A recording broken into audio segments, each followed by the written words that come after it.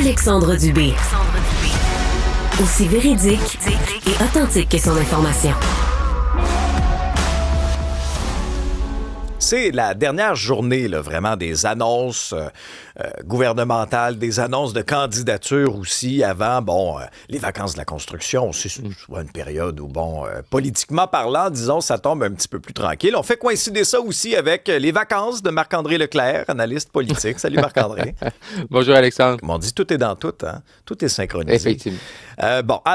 Tu t'attends à quoi d'abord dans cette journée qui marque un peu la fin de la pré-campagne, avant qu'on tombe vraiment dedans, là, au retour des vacances en août. Puis ça nous place aussi en tête une autre question. Là. On se parle beaucoup le matin de la coalition, on se parle beaucoup de la CAQ. Écoute, faut-tu mettre PSPP et puis Charles Milliard sur une pinte de lait? On entend moins parler d'eux. Oui, on voit vraiment des stratégies différentes, Alexandre, au moment de choisir à quel moment on veut prendre les quelques jours là, de repos avant la campagne.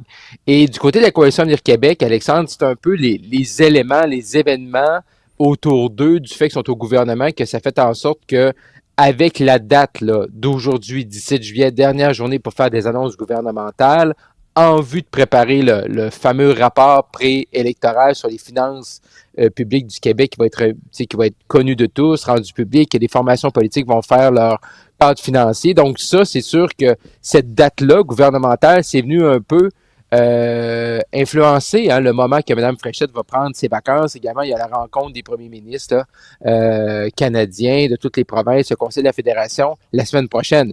Fait qu'entre la fin de la session le 12 juin, Alexandre, et la fin de la semaine prochaine avec la rencontre à Charlottetown, c'était impossible pour Mme Fréchette de prendre une pause. Tandis que M. Saint-Pierre Plamondon et M. Milliard, eux, de leur côté, n'avaient pas ces prérogatives-là. N'étant pas au gouvernement, étant dans l'opposition, n'avaient pas joué avec le même scénario. Donc, ce que ça veut dire, c'est que Mme Fréchette, elle, va sans doute prendre quelques journées après Charlottetown, ce qui va faire en sorte que Paul Saint-Pierre Plamondon et Charles Milliard, eux, quand ils vont revenir dans les prochains jours, là, c'est une question de jours, eux, une fois qu'ils vont redécoller la machine, ils vont se rendre jusqu'au 5 octobre. Et pour l'avoir vécu, tu veux que ton chef soit reposé. Et c'est sûr que là, présentement, t'es un peu, t'es pas à l'abri des critiques. Également, t'es pas à l'abri qu'il arrive une tragédie, quelque chose au Québec où tu aurais besoin de sortir ton chef, mais il est pas là. Fait que oui, tu peux faire des déclarations sur le web, déclarations écrites, tout ça, mais il reste néanmoins qu'on veut voir la personne quand elle est là. Donc, je pense que c'est ça qui explique. Fait que c'est sûr que depuis 10 jours, il y a des gens, puis même hier sur le terrain, qui me disaient sont où? Mais on peut comprendre que t'es mieux avoir ton chef reposé que vraiment faire tout l'été puis d'arriver la langue à terre là, à la mi-septembre. Oui, parce que explique-nous un peu, toi qui as été dans les coulisses de tout ça. Là, tu sais, là, l'élection sera au début du mois d'octobre, mais ce sera, là, c'est un marathon, là. Août, septembre, là. Ce sera, tu sais, 2 mois de campagne électorale, parce que quand même qu'on n'aura pas déclenché, là, tu sais, tout ça, là, les semaines avant seront essentielles, seront cruciales. Chaque journée devra être extrêmement remplie pour chacun des chefs. Toi qui l'as vécu dans les coulisses, là, c'est extrêmement drainant. Il faut que la batterie soit pleine. Là. Oh, il faut t'arriver là, les batteries extrêmement pleines. Il faut que tu sois chargé à fond. Il faut que tu sois vraiment là, l'énergie vraiment au maximum, parce que une fois que ça décolle, une fois qu'on va arriver là, après les vacances de la construction, donc on va arriver autour du 10 août, là vraiment, tout le monde va être là, tout le monde va être de retour, même si Mme Fréchette, officiellement, dans les livres, va déclencher officiellement, elle doit déclencher entre le 27 août et le 3 septembre.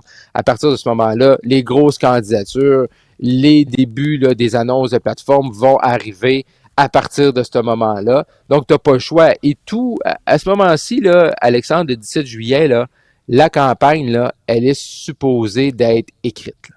Donc, normalement, là, moi, je vais donner un exemple. Campagne fédérale en 2019, on avait fait 2 jours là, dans le coin du 25 juin. On avait pris 2 journées, toute l'équipe. On avait vraiment scripté l'ensemble de la campagne. Le jour 1, tu t'en vas où, tu annonces quoi, tu es avec qui, tu manges quoi. Et là, tu défiles ça pendant tes 40 jours de campagne. Je te dirais qu'à la fin, là, une fois que tu as pris ce que tu fais en juin puis tu es rendu en octobre après la campagne, là, peut-être à 85%, 90%, tu as gardé le même plan. Fait que tout ça, normalement, est écrit ou en train de se finaliser. Des fois, c'est les derniers ajustements avec les chefs. Également, tu en profites aussi. Il va y avoir aussi le recrutement là, de candidats. Là. Ça va également dans les 2 prochaines semaines. Les chefs vont se promener, vont aller rencontrer des gens. Madame Fréchette, elle fait encore des annonces, là. On avait parlé ensemble de Marie-Josée Morancy, là, plutôt, excusez-moi. Marie-Josée Morancy, du côté qui était à la Chambre de commerce de Lévis, qui va se présenter dans Charlesbourg pour la Coalition Avenir Québec. Là, parmi les dates importantes, il y a les dates des débats. Il y en aura quand même plusieurs en français, dont celui, en principe, de Radio-Canada, là, le 23 septembre. Mais là, est-ce qu'il va en avoir un? Et les syndiqués pourraient déclencher une grève là-bas? Ben oui, c'est ce qu'on a appris hier. Donc, il pourrait déclencher une grève, Alexandre, le 23 septembre. Ah ben? C'est quand même la journée du débat. Tu sais, quand tu veux faire mal paraître ton employeur, puis faire mal. Qu'est-ce qui va arriver? Donc, c'est pas mal ça l'expression.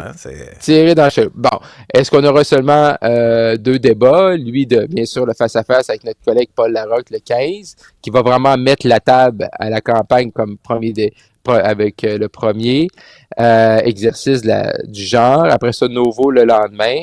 Et là, il y a un point d'interrogation. Mais là, tu peux pas avoir un point d'interrogation. On comprend les conflits là, de travail, tout ça. Mais Alexandre, les équipes de campagne, là, tu peux pas leur annuler ça le 22 au soir, à minuit 1. Là. Ça marche pas comme ça, là. Et il faut que tu le sais. Je sais pas comment. En tout cas, moi, être organisateur, je serai sur le téléphone avec les gens de Radio-Canada, puis là, ça va prendre des garanties, là. Parce que il y a toute ta préparation, il y a toutes tes journées. Tu peux pas te ramasser le 22, puis mettons le 22 au soir, le 23 au matin, tu n'as plus de débat le 23 en soirée. Tu sais, ta journée, tu fais quoi avec, là? Tu n'as rien d'organisé. Parce que là, il faut comprendre, là, c'est costaud, là, 3 débats en 8 jours, là. Donc, il y a toute la préparation, il va y avoir tous les ajustements après le face-à-face, tout ça à faire. Ça a-tu bien été le 15 à TVA? Si ça a mal été, ben là, il faut que tu réajustes. Si ça a bien été, tu essaies de pas trop te faire mal au dernier débat, le 23. C'est un gros problème. Là. Mais donc, qu'est-ce que ça te dit aussi, Marc-André, sur les syndicats? C'est-à-dire que là, vraiment, là, vous voulez compromettre la tenue d'un débat qui est comme essentiel. La démocratie. La démocratie. Vraiment, là, vous voulez aller aussi bas que ça, là. Ben, c'est l'état peut-être, c'est l'état des choses en 2026. Là. On voit comment des fois les gens sur le terrain qui ont des critiques envers le monde syndical, c'est comment justement on n'a pas réussi à s'adapter à l'ère du temps. Donc, bon, il y a un conflit de travail, probablement que ça va mettre de la pression, probablement que Radio-Canada va vouloir régler ça, mais ça va aller vite, là, les choses. Pour les équipes, moi, quand j'ai lu ça hier, là, je pensais aux équipes de campagne, là, c'est un petit casse-tête, là, parce que là, tu fais quoi? Tu fais un plan A, on va au débat, plan B, on se promène, on fait une annonce. Ça change pas mal les choses, là. Parlant d'annonce, pour le stade olympique, là, on a le feu vert là, pour toute la modernisation, parce qu'on nous avait parlé, puis c'est drôle, ça tombe là, 50 ans jour pour jour pour le début là, des Jeux de 1976. Mm-hmm. On nous avait parlé de l'anneau technique, le toit, etc. Mais là, on veut vraiment moderniser l'intérieur. Une bonne ou une mauvaise idée, selon toi? Ben, c'est sûr. Et en plus, c'est drôle parce que, bon, tu parles du 50 ans, puis hier, je voyais un topo, là, sur justement les 50 ans, des jeux, tout ça, puis tu sais, tout le monde, des anciens athlètes, on sort les vieux souvenirs, puis... Mais tu dis, on a cette infrastructure-là, Alexandre. Qu'est-ce qu'on fait? On la laisse dépérir? Ben, y en a on qui fait plus jamais rien dedans? Ben, il y en a qui souhaitent ça. Il y en a qui souhaiteraient ça. Moi, je suis pas d'accord non plus. Mais trop souvent, c'est ça au Québec. On fait des infrastructures, on les laisse dépérir. Bon. Puis on chiale. Puis là, c'est tout croche, puis tout ça. Fait que là, on est des années, Alexandre, à ne pas investir, à ne pas mettre d'argent, à ne pas rénover. Puis là, tout d'un coup, il faut mettre le gros prix. Moi, dans ce cas-là, mais bon, aussi, il faut être réaliste. On avait déjà entendu la ministre Caroline Proulx nous dire, Taylor Swift, on va rénover là, l'anneau technique, le toit, puis tout ça, puis Taylor Swift va arriver en courant. Ben, ça serait peut-être marié ici. On sait pas. Ben ouais, on aurait pu... Tu sais que moi, j'ai marié 2 fois. Hein, j'ai célébré des amis 2 fois des noces. Hein, il m'en reste 3. Mais tu as le droit à 3. Hein. Ah! Fait que j'aurais pu. Tu aurais pu marier Taylor. Ben oui, ils m'ont pas appelé. Mais moi, souvent, je me questionne dans ces affaires-là, Marc-André. Où est notre fierté? C'est-à-dire qu'à une certaine époque, là, on voyait grand. Là, on voulait avoir l'Expo universelle. On voulait aller voir. On voulait accueillir les Jeux. On voulait faire de grandes choses. Il y a eu la Révolution tranquille, bien sûr. l'impression qu'avec les années, on a un peu perdu ça. Là. On chiale. Ben oui, beaucoup. mais moi, Alexandre, là, à Québec, ça prend les Jeux d'hiver.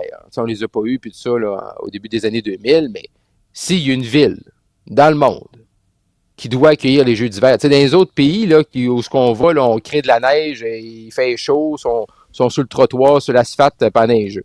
S'il y a une ville qui doit accueillir les Jeux d'hiver, c'est Québec. Des fois, la neige est brune, mais au moins, on en a encore. Ben Hey, non, Marc-André, ben non. passe de très belles vacances. On te retrouve Ben un peu merci, plus tard Alexandre. cet été. Salut.